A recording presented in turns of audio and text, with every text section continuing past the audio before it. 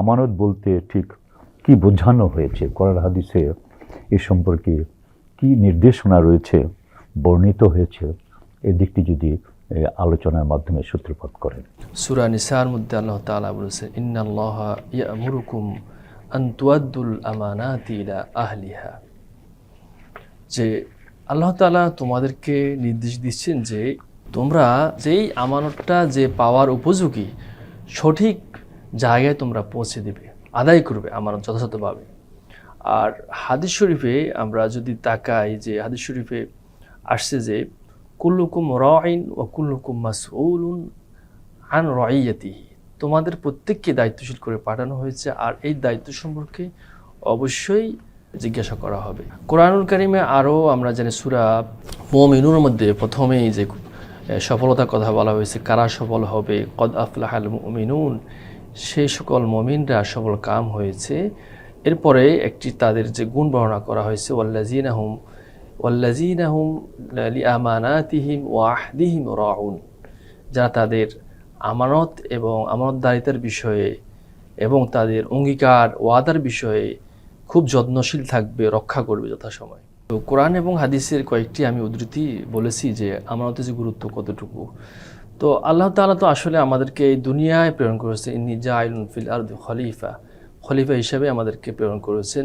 আমাদের ক্ষণিকের এই জীবন, দুনিয়ার এই জীবনটি আমাদের ক্ষণিকের, আমরা এখানে সফর জন্য আসছি, এবং আল্লাহ তাআলা যে দায়িত্ব দিয়ে প্রেরণ করেছেন, আমানতের যে ব্যাখ্যা কোরআনুল কারিমে যে ব্যাখ্যা তাফসীরকারগণ করেছেন যে কারো সম্পদ বস্তু এগুলো রক্ষণাবেক্ষণ করা সেটা আমানত না। আল্লাহ তাআলা আমাদের কি উদ্দেশ্যে প্রেরণ করেছে, সেই উদ্দেশ্যটা আমি সঠিকভাবে পালন করা হচ্ছে আমানতের পুরোপুরি বাস্তবায়ন করা। প্রথম হচ্ছে আল্লাহর আদেশগুলো, ইমতিসালুল আওয়ামির ওয়া ইজতিনাবুন নাওয়াহি, আমানতের দায়িত্ব পরিপূর্ণভাবে পালনের জন্য যেসব আদেশগুলো যথাযথভাবে পালন করা, যে নিষেধগুলো আছে সেখান থেকে দূরে থাকা, পরিহার করা কমন কথা। আপনি বলেছেন যে রাসূল করিম সাল্লাল্লাহু আলাইহি ওয়াসাল্লামের জীবনে যে আমানতদারিত্বের যে কি প্রতিফলন ঘটেছে, জাহিলি যুগের সেই অবস্থা থেকে রাসূল করিম সাল্লাল্লাহু আলাইহি ওয়াসাল্লাম হিলফুল ফুজুল গঠন করেছেন সমাজ শান্তি নিরাপত্তার জন্য, মানুষের নিরাপদে রাখার জন্য, এবং সুন্দর একটি সুশৃঙ্খল সমাজ ব্যবস্থা উপহার দেওয়ার জন্য। এবং শুধু তাই না, রাসূল করিম সাল্লাল্লাহু আলাইহি ওয়াসাল্লামের জীবন চরিত্র এবং আখলাক নৈতিক চরিত্র দেখে রাসূল করিম সাল্লাল্লাহু আলাইহি ওয়াসাল্লামকে আল-আমিন উপাধি তারা সেই কুরাইশ মুশরিকরা তারাও দিয়েছেন।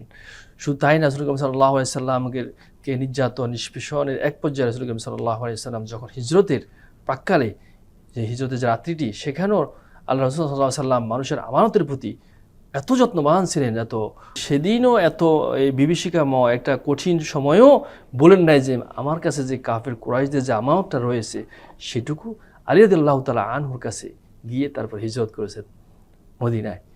তো এই জন্য আমরা একজন ইমানদার মুসলমান হিসেবে আমাদের এই যে রাসূল করিম সাল্লাল্লাহু আলাইহি ওয়াসাল্লামের জীবন থেকে আমাদের শিক্ষা নেওয়া যাবে, সাহাবায়ে কেরাম রাদিয়াল্লাহু তাআলা আনহুর জীবন থেকে শিক্ষা নেওয়া, আমাদের যারা প্রকৃষ্ট উদাহরণ আমাদের মাঝে রেখে গেছেন। তো দুনিয়ার জীবন, ক্ষণিকের জীবনে আমরা আমাদের দায়িত্বটুকু, শুধু তাই না, আমরা ইমানদার হিসেবে যে ফরজিয়াতগুলো আছে, ওয়াজিবগুলো আছে, মৌলিক আহকাম বিধিবিধানগুলো আছে, সেগুলো তো পালন করবই। তাছাড়া আমরা যেখানে আছি, যে অবস্থানে, আমি বড় পদে থাকি আর ছোট পদে থাকি, এখানে এই জন্য আমার প্রতি যে দায়িত্ব থাকবে, সেখানে সরকারি অফিস হোক আর বেসরকারি অফিস হোক, পরিবার হোক আর সমাজ হোক, সব জায়গায় আমার প্রতি যে দায়িত্ব, আমি যথাযথভাবে যদি দায়িত্বটুকু পালন করতে পারি, তাহলে আমি সফল কাম হব।